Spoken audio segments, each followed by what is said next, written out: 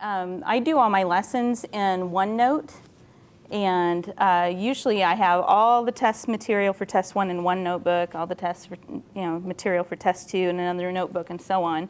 And then they have pages and so on. But I'm going to show you along what I do. Here would be a complete lesson plan. This is what I take to class with me. And I have example problems. I have some of my own typed up notes, and I have some graphical stuff. I haven't even done anything yet, Todd. Does anybody know what OneNote is? Marissa got me involved in it, and I learned it. Yeah. The last thing you did is brilliant. Okay, Yeah. Perfect. Yeah. I mean, is it like Microsoft Word, except It's that you can have it's a Microsoft product. Yeah. Okay. So, but it's a lot better than Microsoft Word as far as organizing things and be able to move things and put graphics in and draw and all that. So anyway, I type my lesson plan in that, and I can actually take clippings from the ebook and stick right in there.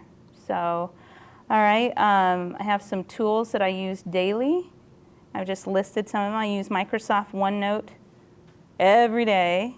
I use the pen tablet. Mine's a Bamboo by Wacom every day. I use pen attention because if you notice, if I'm using a pen here, you cannot tell hardly where I'm at, especially when I'm moving fast, you cannot tell where I'm at. So let me go ahead and turn the pen attention on. That highlights your pen so the students can see where you are, and they say, okay, I'm looking at this part of the equation right now, and I'm doing this part on the graph, so they don't lose sight of where you are. I use screen capture tools like the snipping tool. Is pen attention a freeware? Yes, pen attention's free. I use the snipping tool, which is just with the Windows, the latest update of Windows. I use Snapshot Tool, which is an Adobe thing. If you look up here, you can use tools, select and zoom. Oops, select and zoom. There's a snapshot tool, and I use it so often that I just went ahead and put it in the quick access menu. So you can use that, and that's on my clipboard now, and I can put it into whatever I want to put it into. Like OneNote. Like OneNote.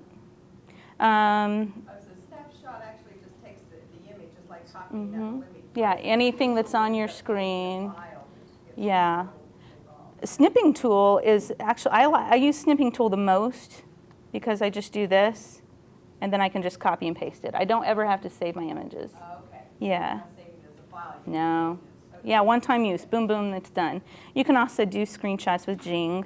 And of course, I use my ebook every day. So this is the ebook that the students have. Okay. So you can see that this first little formula on the page is what I have as my lesson plan. I did not make that box and type up the thing and do all the formatting and stuff. I'm too lazy to do that. So I print this as a PDF using PDF Creator, and it makes a PDF of that, and then I just blow it up to like 200%, snip it, stick it in my lesson plan. Really quick, really easy. Does the snipping tool allow you to snip something out of a web page? Yeah, anything that's on your screen. I just do Windows. It's just a Windows thing. Snipping tool is a new feature that comes with Windows 7. Yeah. If you click on Start and go in that first, it should be in your first menu there. And like I said, I use it so much, I went ahead and put it on my taskbar here. Show So them where it's at on there. You're going to push it. It should be in you your go, first menu. it's in the accessories. You can find it. Where is it? There, accessories and snipping tool right there. So, and all the stupid little things like paint, of all things, it's there, and it's so useful. So I've got that. This is an equation that I typed in because in the insert menu, there's an equation button. You can put any kind of equation in that you want. Go in and edit it later. So if you find out students are having problems with a certain type of problem, you want to make one up on the fly and you want it to be clear, go like that. Okay, so why do I use the Bamboo rather than a mouse? And that's because I can draw. So if I wanted to go ahead and show them how the quadratic formula is derived, then I can do all that. It's brilliant. It's like using a blackboard, but not Yeah. up there, you're Yeah. there. And what's nice, I remember you said the last time was now they could copy it out. Yeah. Whereas here, they have to keep writing Right. it down. Plus, you have to erase all the time. Yeah. And your clothes get dirty. Don't like that. No, you have to erase, and you're like, oh, remember that formula that I wrote over on this side of the board like 3 screens ago? You know, with here, you can just move it up and down. So, do I sound like an infomercial? Look how easy it is. Look how easy. Keep a copy of what you just did and what Yes. you put on the board. It reminds me. what From you the done. beginning of the semester. I mean, if I want to talk about what I, pull up a formula that I did 2 weeks ago, I can go, okay, that's an 11.1. I can go, there it is. Guys, remember this? Oh, yeah. I can even copy and paste it from that screen onto my new screen. So whatever I wanted to do. You post your notes. I'll get to that. There's my lesson plan. Complete these notes so you can- Yeah. And then I use the calculator emulator by WabbitEmu, and that's actually something that Jackie found. I was using a TI-83 by Texas Instruments debugger, and it's to help you program your calculator stuff. But it's kind of hard to see the buttons underneath. You can see there's a second function for each button, and it's hard to see, and it has a few glitches in it. But WabbitEmu has a wonderful graphic on it, and you can even change the color of the faceplate to pink and purple, and which is very important. I like to coordinate with my outfit. Just kidding. No, that's free. Yeah, just Google WabbitEmu, and it's not as easy to download as the TI-83 debugger, but it's a lot easier to find. And then you can figure it out. It took me only maybe 5 minutes to figure out, oh, I got to do this file, and then you save it here. And then I just put it on my, boom, whenever I need my calculator, there it is. And the reason I wanted this is because if I'm teaching online classes, how am I supposed to tell them? It's like awful to have to type out, press this button, and then press this button, and then arrow over. And so, and then also in my seated classes, I was putting my real calculator on the dot cam, and then I have my data up here. Well, I had to wait for my students to get all their data written down, and then I'd switch screens. And oh wait, Johnny didn't get all the data. Okay, we're waiting again. Okay, now we're going to go back to the dot cam, and then get all the data in. And this is the buttons you push. And then they can't see half of what I'm pushing because my hand's in the way. Well, I've got my little deal here, and they can see where the green dot. Follow the green dot. It's fun. Sometimes we sing songs. And Screen as well as you push the buttons. yeah, you can put it. Yeah, it does everything a regular calculator does. It is a calculator on your computer screen. I even show my students how to download this and use it. So in case like they're an online student and they need to buy a little bit of time before they purchase a calculator, which is a big investment, about $100, they can use this until they get to the final exam. It works the same way. So it's not like it's handicapping them in any way. It's just buying them a little time. Why buy it if you can get it for free? Because they cannot use their computer when they take their final exam in person. For $100? Yeah. It's okay. I pick them up on Craigslist and stuff like that all the time too for my students. So, yeah. Hey Marissa, what I like too about it is when I do screen capturing, then I can zoom in on once I show Right. them the buttons to push, then we can zoom in on there and they can really look at Right. like the graphs. and- Right. Yeah. Pretty cool stuff. And I use Dropbox also. If you'd like a reference for that, I can show you. But I leave my Dropbox here, and all my files are on that I use for the semester. That way I can get to them from this computer, my desktop computer, my home computer, my friend's computer, and it's easier. It acts just like a regular file. You don't have to upload and download and all that stuff. You just put it in the file and it's there. Synchronizes. Yes, I put all my OneNote files in there. Is that the cloud function or? Yeah, it's a file storage. My online MAT 142 students are also dropping their assignments to me through Yes, Dropbox. you can make one of your files or more public so that you can share. And you can actually earn more storage space by getting other people to share your files. Email me if you want Dropbox. Hey! hey, hey, hey. You said you didn't want to do anything techie. We're not changing. Email Marissa, she gets more space. So Uh-huh. people, so there's, If she invites you, she gets space added to her Dropbox. If you add. Free. Yeah. Just like all your students. How much was your pen tablet? Is that what you're? I think these are like, how much are these, Todd? Like $100 or something? 70. They're 70 now. Yeah. 70. Yeah. You brought your laptop, can you plug that bamboo and pen into the unit that's on the Yes. on the console? Yeah. You'll have to bring your laptop in. Yeah. The only reason I use my laptop is that I've got, you can see, like 16 programs going at once. So when I'd have to come to class like 15 minutes early just to sign in and wait for it to get this and then this and get it all together. And so I can just have this stuff ready. I walk into class, plug into the overhead, turn on the projector, and we go. So that's why I do that. We're not far from, in the not too distant future, if you have your laptop, it'll connect. That already has the capability to connect wirelessly Yeah. to your laptop. I actually have a little Bluetooth USB thing where I could do that and just carry my laptop around class and help students as I go. So it's a pretty cool thing you could try. Maybe we can set that up sometime. Virtual magnifier is something I occasionally use. So like if you need, you can change the size and the magnification, the dimensions of it. Once you click, it's gone. Okay? So if a student's trying to see the web address and they can't see from way back where Thatcher is, then you just go there. Okay? This is a virtual magnifier. It's a little different. Yeah. And I've used, it's free, and I've used that for, I had a student who was severely sight impaired. She didn't tell me that she was and did not want to go through services. Once I found out she was about 6 weeks into the semester, I realized she was waiting till I said the equation, then she'd write it down. So, and I showed her this, and she started using it all the time. Yeah, just look up Google Virtual Magnifier. Okay. Also, let me finish this. I will get all this covered.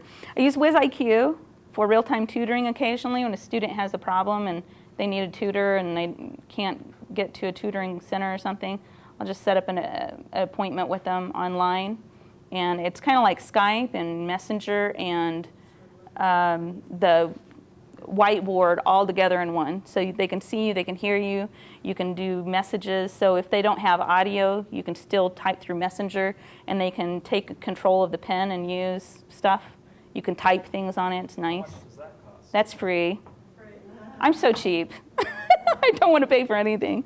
PDF Creator is free. Of course, just about anything you can PDF anymore. So, but I do occasionally have to use that. Sometimes some of the equations don't come through when you PDF it. So you use PDF Creator as kind of a backdoor to do that. And MathGV is a tool I use for graphing and making different files that I need to use for that. And it's really cool. Nice to teach students transformations and things on that. They get to kind of guess what it's going to do, and they can see it happen. Use different colors and stuff like that. And I was afraid that was going to happen. Okay, so how do you cut and paste from the ebook? Well, most of the time, I'll take a PDF of something, and then I'll use the Snapshot Tool or the Snipper or whatever. Using Equation Editor, you just insert equation. There you go. You can type your equation there. Okay. Using OneNote as a whiteboard. So in the draw menu, you can pick different kinds of pens and different thicknesses. The calculator emulator, I already showed you that. What's nice about the calculator emulator, using it along with something like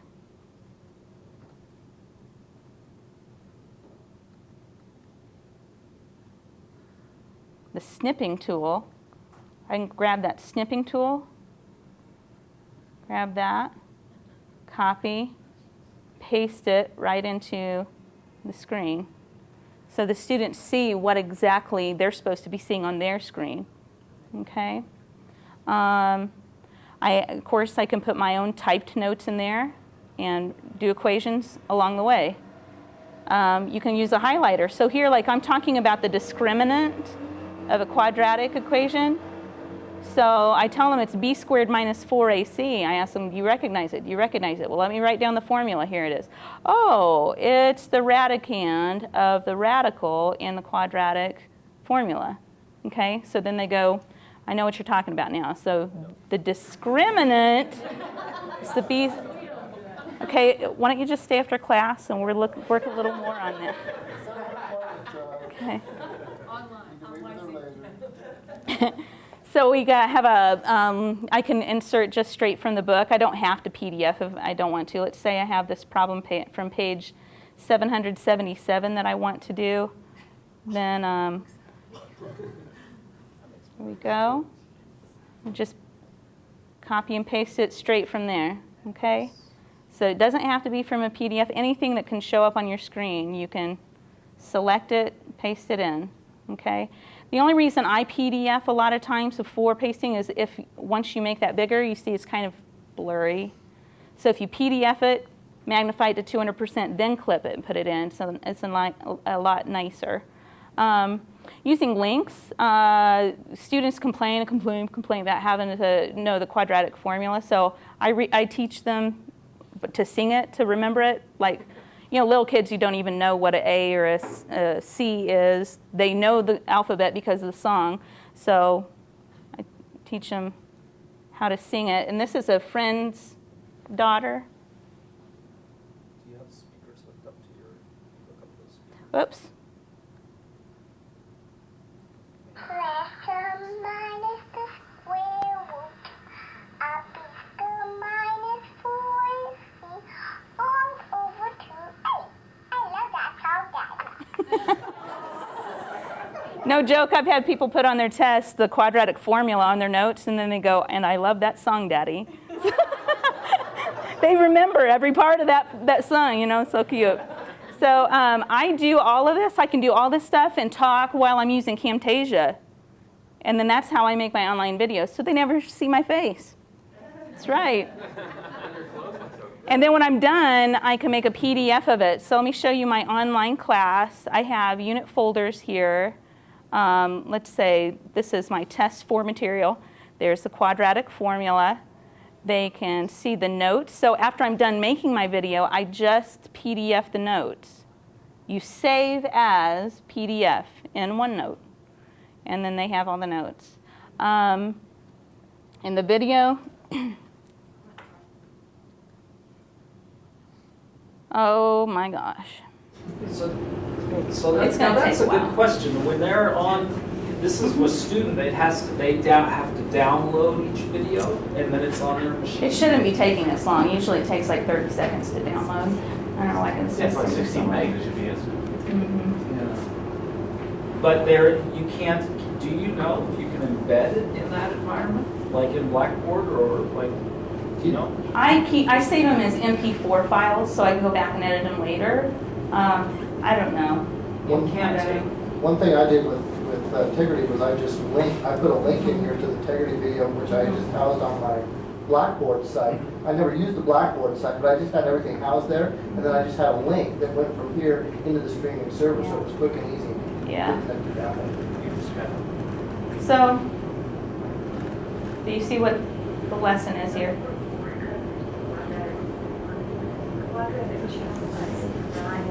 So that I'm is, not gonna. so you've had Camtasia on this whole time while you've been doing the class, and then that's what it's when you do the file. I know. I have too many like questions out here and stuff that I don't record. I do this at home, in the quiet, no interruptions.